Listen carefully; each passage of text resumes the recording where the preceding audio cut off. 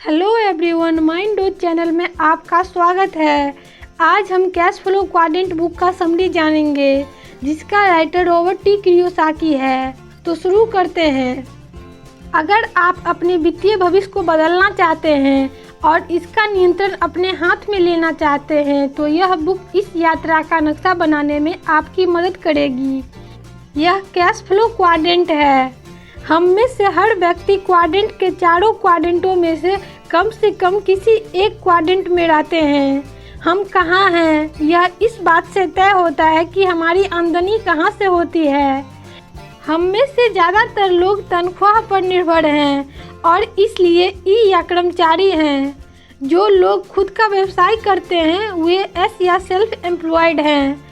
कर्मचारी और self employed लोग कैश फ्लो क्वाड्रेंट के बाएं हिस्से से आते हैं। कैश फ्लो क्वाड्रेंट के दाएं हिस्से में वे लोग आते हैं जिन्हें अपने स्वामित्व वाले बिजनेस या निवेशों से आमदनी होती है। यह पुस्तक कई मायनों में रिच डैड पुअर डैड का दूसरा भाग है। अगर आपने rich dad poor dad book का समरी नहीं सुना है तो आप सुन सकते हैं, यदि आप चाहे तो। लिंक डिस्क्रिप्शन में है, जहां रॉबर्ट अपने 2 डैडी के बारे में बताए हैं। गरीब डैडी हमेशा सलाह देते थे कि रॉबर्ट या तो ऊंची तनख्वाह हासिल करने वाले ई यानी कर्मचारी बने या फिर ऊंची तनख्वाह हासिल करने वाले एस यानी सेल्फ एम्प्लॉयड प्रोफेशनल जैसे डॉक्टर, वकील या अकाउंटेंट बने। लेकिन अमीर डैडी बिल्कुल अलग सलाह देते थे। कॉलेज जाओ, स्नातक बनो, बिजनेस बनाओ और सफल निवेशक बनो। अमीर डैडी हमेशा एक कहानी सुनाते थे, बाल्टी ढोने वाले की और पाइपलाइन बनाने वाले की। यदि आपने यह कहानी नहीं सुनी है और अगर सुनना चाहते हैं तो इस बुक का नाम पैराबल ऑफ पाइपलाइन है। उस बुक समरी का लिंक भी आपको डिस्क्रिप्शन में मिल जाएगा। अमीर डैडी हमेशा पाइपलाइन बनाने की सलाह देते थे। वे बी और आई क्वाड्रेंट में पहुंचने और वहीं पे बने रहने की शिक्षा देते थे। यह पुस्तक 3 खंडों में है। पहला खंड 4 क्वाड्रेंटों में रहने वाले लोगों की मूलभूत अंतरों के बारे में वर्णन करता है। यह बताता है कि कुछ लोग कुछ क्वाड्रेंट की ओर क्यों आकर्षित होते हैं और अक्सर वहीं फंसे रह जाते हैं। दूसरा खंड व्यक्तिगत परिवर्तन के बारे में है। आपको क्या करना है, इसके बजाय यह इस बात से संबंधित है कि आपको क्या बनना है। तीसरा खंड में 7 कदम बताए गए हैं जो आपको क्वाड्रेंट के दाएं हिस्से में पहुंचाएंगे। सफल बी और आई बनने के लिए कौन सी योग्यताएं आवश्यक है, इससे आपको आर्थिक स्वतंत्रता की अपनी राह चुनने में मदद मिलेगी। 1985 में रॉबर्ट और उनकी पत्नी किम बेघर थे। वे बेरोजगार थे। उनके पास बचत के नाम पे बहुत थोड़ा सा पैसा था। एक पुरानी भूरी टोयोटा कार में रहते थे, जिसकी सीटें पीछे झुक जाने पर बिस्तर का काम करती थी। एक सप्ताह बीतने के बाद उन्हें यह कठोर सच्चाई समझ में आने लगा कि वे कौन थे, क्या कर रहे थे और कहां जा रहे थे। 2 हफ्ता बाद जब उनके एक मित्र को उनकी बुरी स्थिति का पता चला तो वे उन्हें अपने बेसमेंट में रहने के लिए आमंत्रित किया, जहां वे 9 महीने तक रहे। जब दोस्तों और परिवार वालों को उनकी बुरी हालत के बारे में पता चला तो उन्होंने उनसे पूछा कि वे नौकरी क्यों नहीं कर लेते। रॉबर्ट के बहुत प्रयासों के बाद भी रॉबर्ट उन्हें समझा नहीं पाए कि वे नौकरी क्यों नहीं करना चाहते। वे नौकरी करने के बजाय अपने लिए बी और आई क्वाड्रेंट चुना। उनका कहना है कि धन बनाने के लिए धन की जरूरत नहीं होती है, इसके लिए तो एक सपने, दृढ़ संकल्प, जल्दी सीखने की इच्छा और ईश्वर द्वारा दी गई नियामतों की उचित प्रयोग करने की योग्यता की जरूरत है। और यह जानने की जरूरत है कि आपकी आमदनी कैश फ्लो क्वाड्रेंट की किस हिस्से से आ रही है। हर क्वाड्रेंट अलग है। अलग अलग क्वाड्रेंट से धन कमाने के लिए अलग अलग योग्यताओं और अलग अलग व्यक्तित्व की आवश्यकता होती है, भले ही हर क्वाड्रेंट में पाए जाने वाला व्यक्ति एक ही हो। हम में से ज़्यादातर लोगों में चारों क्वाड्रेंट से धन कमाने की क्षमता होती है। आप या मैं अपनी मूलभूत आमदनी कमाने के लिए किस क्वाड्रेंट को चुनते हैं, इसका इस बात से ज़्यादा संबंध है कि हमारे केंद्र में क्या है। हमारी इंद्रिय जीवन मूल्य शक्तियाँ, कमजोरियाँ और रुचियाँ क्या है। हमारे केंद्र की स्थिति के मूलभूत अंतर ही हमें इन क्वाड्रेंटों में से किसी एक के ओर आकर्षित या विकर्षित करते हैं।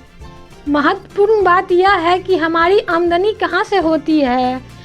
किसी भी चीज से बढ़कर हमारे केंद्रीय जीवन मूल्यों, शक्तियों, कमजोरियों और रुचियों के आंतरिक अंतर इस बात को प्रभावित करते हैं कि हम आमदनी कमाने के लिए किस क्वाड्रेंट को चुनते हैं। कुछ लोगों को कर्मचारी बनना ज़्यादा अच्छा लगता है, जबकि दूसरे इससे नफरत करते हैं। कुछ लोगों को कंपनियों का मालिक बनना ज़्यादा अच्छा लगता है, परंतु उन्हें चलाना अच्छा नहीं लगता। दूसरे लोगों को कंपनी का मालिक बनना अच्छा लगता है और उसे चलाना भी अच्छा लगता है। कुछ लोगों को निवेश करना ज़्यादा अच्छा लगता है, जबकि बाकियों को इसमें सिर्फ पैसा गंवाने की जोखिम नज़र आता है। हम में से अधिकांश लोगों में इन चारों प्रकार के चरित्रों का थोड़ा बहुत अंश होता है। अगर हम चारों क्वाड्रेंटों में सफल बनना चाहते हैं तो इसका यह अर्थ है कि हमें अपने आंतरिक केंद्रीय जीवन मूल्यों को नई दिशा में ढालना होगा। यह जानना भी महत्वपूर्ण है कि आप चारों क्वाड्रेंटों में अमीर या गरीब हो सकते हैं। ऐसे लोग क्वाड्रेंट में होते हैं जिन्होंने लाखों करोड़ों रुपए कमाए या जो दिवालिया हो गए। किसी एक क्वाड्रेंट या दूसरे क्वाड्रेंट में होना आर्थिक सफलता की गारंटी नहीं है। रॉबर्ट अपने लिए बी और आई क्वाड्रेंट पर ध्यान केंद्रित करने का विकल्प चुने। इसका एक कारण यह था कि अमीर डैडी के मार्गदर्शन के बदौलत उनके पास इस क्वाड्रेंटों की अधिक प्रशिक्षण और शिक्षा थी। इसी वजह से वे हर क्वाड्रेंट के विभिन्न आर्थिक और व्यावसायिक लाभों के बारे में अच्छी तरह से जानते थे। दाएं हिस्से के क्वाड्रेंट यानी बी और आई क्वाड्रेंट आर्थिक सफलता और आर्थिक स्वतंत्रता पाने के सर्वश्रेष्ठ अवसर प्रदान करते हैं। एक क्वाड्रेंट दूसरे से बेहतर नहीं है। हर क्वाड्रेंट की शक्तियाँ होती है और हर क्वाड्रेंट की कमजोरियाँ भी होती है। धन गंवाने और असफल होने का डर बहुत दुखद होता है और यह डर सब में है। इस डर का मुकाबला करते समय कुछ लोग सुरक्षा खोजने का विकल्प चुनते हैं और कुछ लोग स्वतंत्रता खोजने का विकल्प चुनते हैं। कोई क्वाड्रेंट बदलना नौकरी या व्यवसाय बदलने जैसा नहीं होता है। क्वाड्रेंट बदलना अक्सर उस मूल केंद्र में परिवर्तन करना है जो यह बताता है कि आप कौन हैं, आप क्या सोचते हैं और आप इस दुनिया को किस तरह देखते हैं। यह परिवर्तन कुछ लोगों के लिए आसान होता है क्योंकि वे परिवर्तन का स्वागत करते हैं, जबकि बाकी लोगों के लिए यह मुश्किल होता है। क्वाड्रेंट बदलना अक्सर जिंदगी बदलने वाला अनुभव देता है। यह परिवर्तन बहुत बड़ा परिवर्तन होता है और इसलिए बहुत कम लोग इसे करने का विकल्प चुनते हैं। बी की आवश्यक योग्यताओं में से एक शब्दों का प्रयोग में निपुण होना है। एक शब्द एक तरह के व्यक्ति को रोमांचित कर सकता है, जबकि वही शब्द दूसरे तरह के व्यक्ति को पूरी तरह से रोक सकता है। उदाहरण के लिए जोखिम शब्द आई क्वाड्रेंट वाले व्यक्ति के लिए रोमांच हो सकता है, जबकि यही शब्द ई क्वाड्रेंट वाले व्यक्ति के मन में डर पैदा कर सकता है।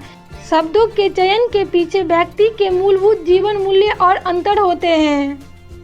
ई यानी कर्मचारी अक्सर धन न होने के डर पर प्रतिक्रिया करते हुए सुरक्षा खोजता है, जबकि एस स्थिति का पूरा नियंत्रण अपने हाथ में लेना चाहता है और अपने काम को स्वतंत्रता से करना चाहता है।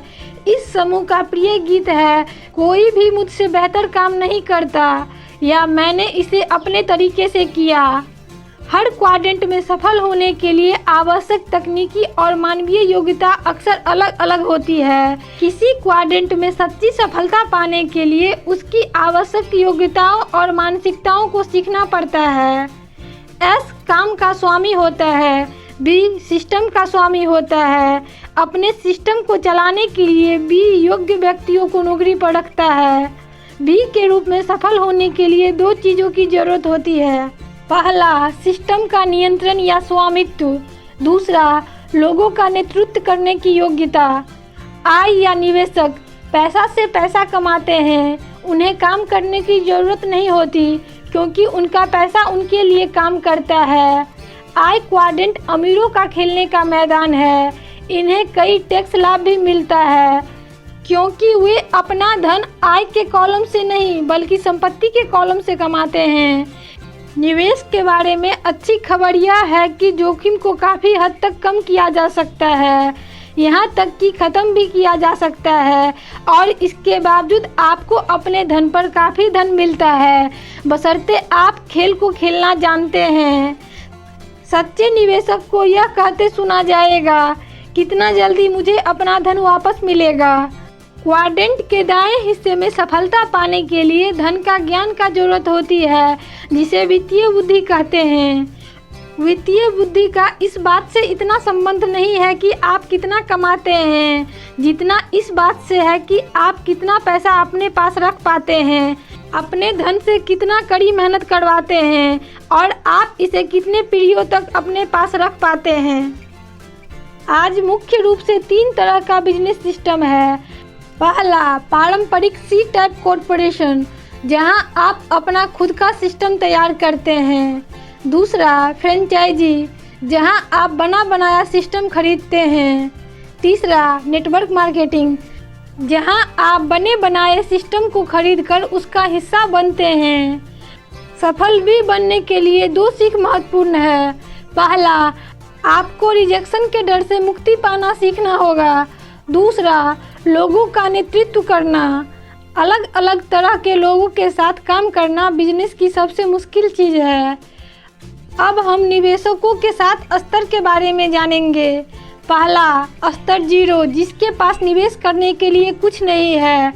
वे जितना कमाते हैं उतना खर्च कर देते हैं, कई बार तो वे अपनी आमदनी से ज़्यादा खर्च कर देते हैं। दूसरा, स्तर 1, कर्ज लेने वाले। ये लोग उधार लेकर अपनी वित्तीय समस्याएं सुलझाते हैं। अक्सर वे उधार लिए धन से निवेश भी करते हैं और प्रार्थना करते हैं कि सब कुछ ठीक हो जाएगा। उनके पास कुछ संपत्ति हो सकती है, परंतु उन पर उससे ज़्यादा कर्ज होता है। तीसरा, स्तर 2, बचत करने वाले। ये लोग नियमित रूप से धन की छोटी मात्रा जमा करते हैं। उनका धन किसी कम जोखिम या कम ब्याज वाले साधन में जमा होता है। प्रायः वे निवेश करने के बजाय बड़ा सामान खरीदने जैसे टीवी, कार, वेकेशन के लिए बचत करते हैं। वे नकद भुगतान करने में विश्वास करते हैं। वे उधारी या कर्ज से डरते हैं। इसके बजाय वे बैंक में धन जमा होने की सुरक्षा को ज़्यादा पसंद करते हैं। चौथा, स्तर 3, स्मार्ट निवेशक। ये 3 प्रकार के होते हैं।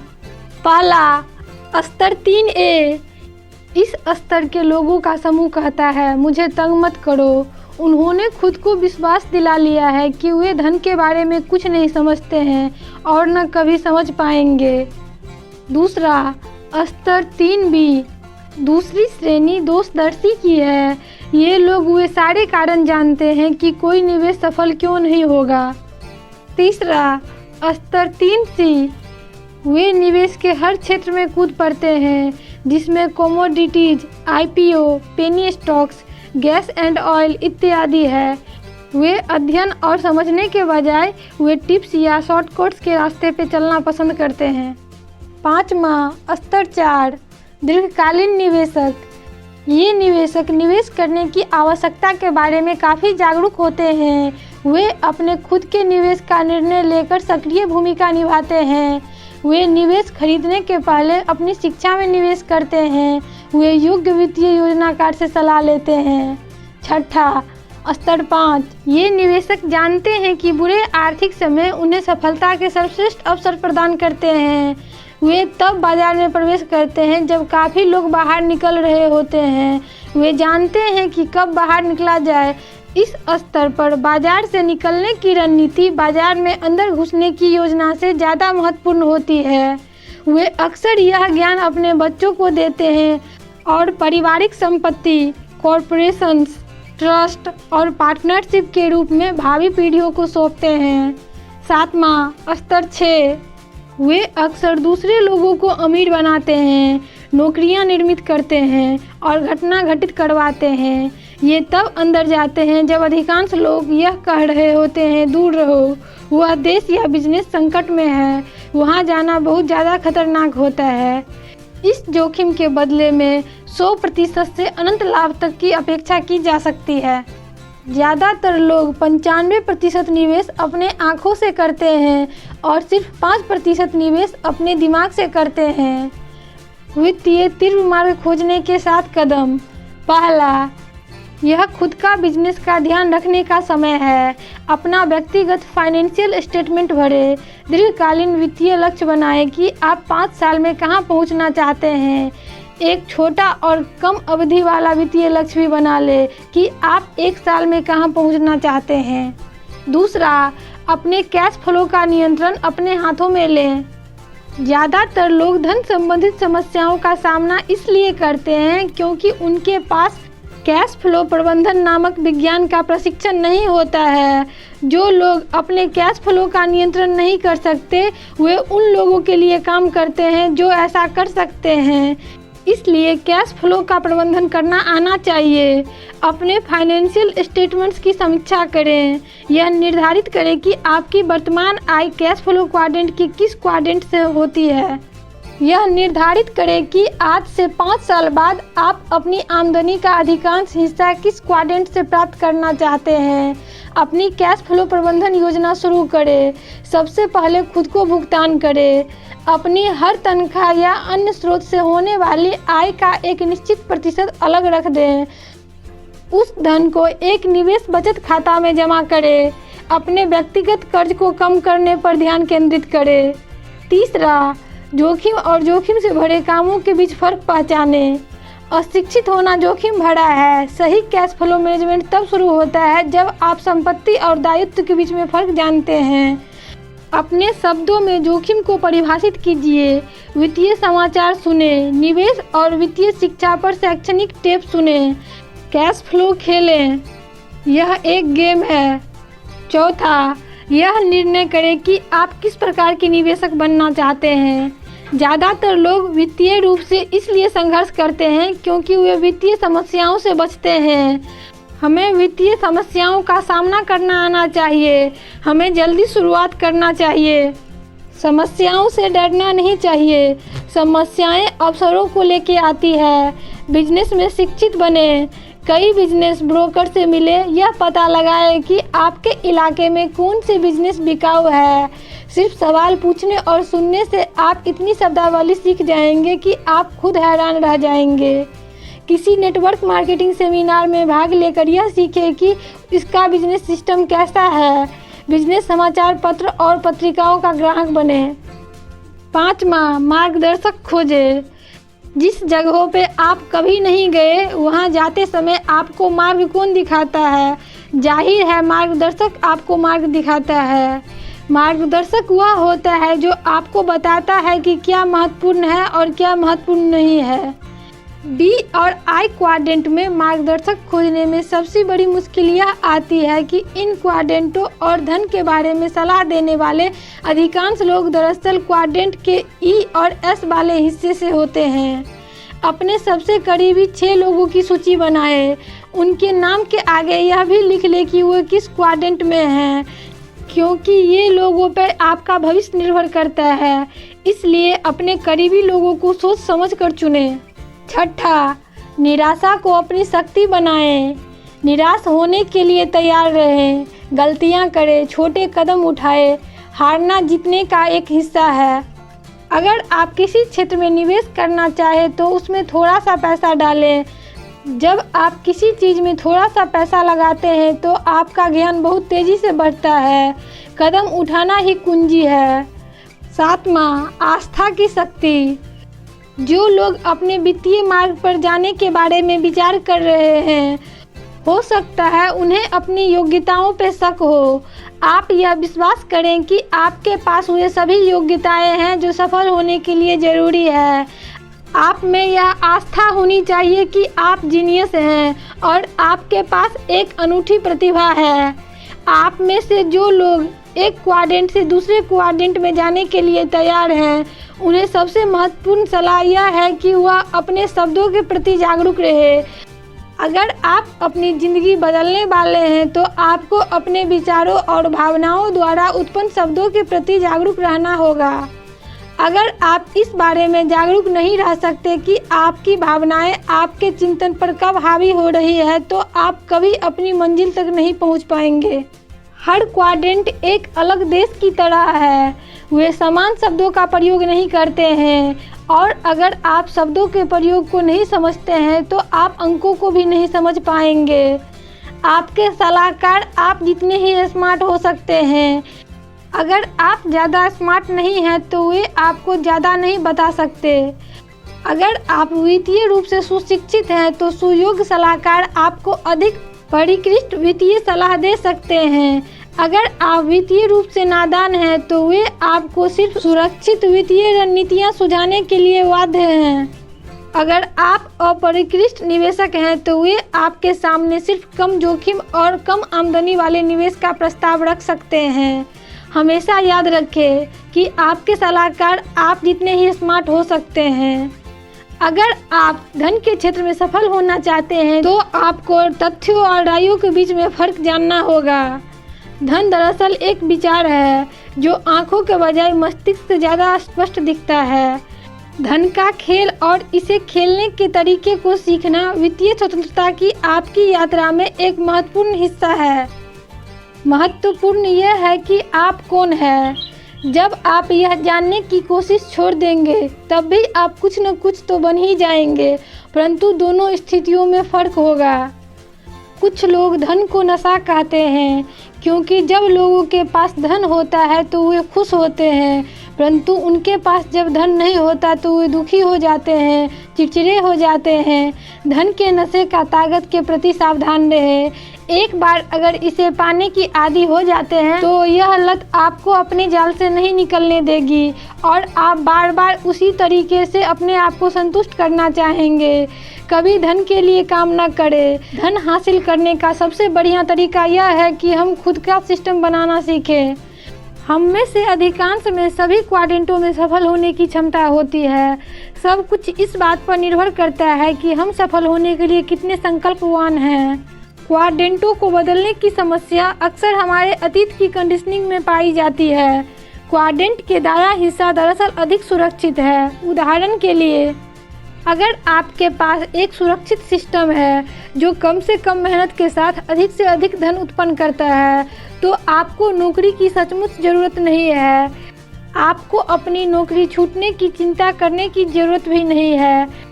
आपको अपनी आय के भीतर जीवन जीने की भी ज़रूरत नहीं है। जहाँ तक धन गंवाने का डर का सवाल है तो प्रोफेशनल निवेशक वे होते हैं जो अपने धन पे कम से कम जोखिम लेते हैं और इसके बावजूद भी अधिकतम लाभ प्राप्त करते हैं। अमीर लोग जो करते हैं वह करना बहुत आसान है। अमीर बनने के लिए आपको स्कूल जाने की ज़रूरत नहीं है। अमीर बनने का करने वाला हिस्सा निश्चित रूप से रॉकेट विज्ञान नहीं है जिसे समझना बहुत जटिल हो। एक क्वाड्रेंट से दूसरे क्वाड्रेंट तक पहुंचना एक आंतरिक यात्रा है। यह एक तरह के मूलभूत विश्वासों और तकनीकी योग्यताओं से दूसरी तरह के मूलभूत विश्वासों और तकनीकी योग्यताओं तक पहुंचने की यात्रा है। महान निवेशक बनने की कुंजी जीतने और हारने के प्रति उदासीन रहना है। फिर डर और लोभ जैसे भावना संचालित विचार आप सोचना छोड़ देंगे। अगर आप कर्मचारी हैं तो अपनी नौकरी करने के साथ साथ आप बी और आई क्वाड्रेंट में भी जगह बनाना शुरू कर दें। वित्तीय स्वतंत्रता तक तीव्र गति से पहुंचने का रास्ता इन दोनों क्वाड्रेंट से होकर ही गुजरता है। वित्तीय रूप से अधिक सुरक्षित महसूस करने का रहस्य यह है कि आप एक से अधिक क्वाड्रेंटों में काम करें। हम जबरदस्त परिवर्तन और अवसर के युग में प्रवेश कर रहे हैं। कुछ लोगों के लिए यह बहुत अच्छा समय रहेगा, जबकि कुछ लोगों के लिए यह बहुत बुरा समय रहेगा। औद्योगिक युग में सुनिश्चित लाभ की पेंशन योजना का मतलब यह था कि कंपनी आपको यानी कर्मचारी को गारंटी देती थी कि जब तक आप जिंदा रहेंगे तब तक आपको एक निश्चित धनराशि आमतौर पर हर महीने मिलती रहेगी। लोग इसलिए सुरक्षित महसूस करते थे क्योंकि ये योजनाएं अस्थायी आमदनी प्रदान करती थी। अब कंपनियों ने रिटायर होने के बाद आर्थिक सुरक्षा की गारंटी देना बंद कर दिया। कंपनियां सुरक्षित योगदान देने वाली रिटायरमेंट योजनाएं लागू करने लगी। सुनिश्चित योगदान का अर्थ यह है कि आपको सिर्फ वही पैसा वापस मिलेगा जो आपने और आपकी कंपनी ने आपके रिटायर होने के पहले जमा किया था। दूसरे शब्दों में, आपकी पेंशन सिर्फ आपके योगदान से तय होती है। अगर आपने और आपकी कंपनी ने इसमें कोई पैसा नहीं डाला है तो आपके रिटायरमेंट के बाद आपको कोई पैसा नहीं मिलेगा। जो लोग 65 वर्ष की आयु में रिटायर होते हैं और सुनिश्चित योगदान वाली पेंशन योजना पर जीना शुरू करते हैं, उनका पैसा 75 वर्ष की आयु तक पहुंचते पहुंचते ख़त्म हो जाए, फिर वे क्या करेंगे? शायद बायोडाटा की धूल साफ करेंगे। कैश फ्लो क्वाड्रेंट के बाएं हिस्से में बहुत से लोग सुरक्षा की तलाश करते हैं। वे डाइवर्सिफिकेशन शब्द का ज़्यादा उपयोग करते हैं क्योंकि डाइवर्सिफिकेशन की रणनीति न हारने वाली रणनीति है, यह जीतने की भी निवेश रणनीति नहीं है। सफल और अमीर निवेशक डाइवर्सिफाई नहीं करते, यानी अलग अलग क्षेत्रों की कंपनियां की शेयर नहीं खरीदते हैं, वे अपने प्रयासों को केंद्रित करते हैं। सुरक्षित मानसिकता वाले निवेशक आमतौर पर ब्लू चिप कंपनी की शेयर खरीदते हैं क्योंकि वे उन्हें ज़्यादा सुरक्षित मानते हैं। वे यह भूल जाते हैं कि कंपनियां अधिक सुरक्षित हो सकती है, परंतु शेयर बाजार सुरक्षित नहीं होता है। आइए अब समराइज कर लेते हैं कि हमने क्या सब जाना। हमने कैश फ्लो क्वाड्रेंट के बारे में जाना, 3 प्रकार के बिजनेस सिस्टम के बारे में जाना, निवेशक के 7 स्तर के बारे में जाना, सफल बी और आई कैसे बने इस बारे में जाना और वित्तीय तीव्र मार्ग खोजने के 7 कदम के बारे में जाना।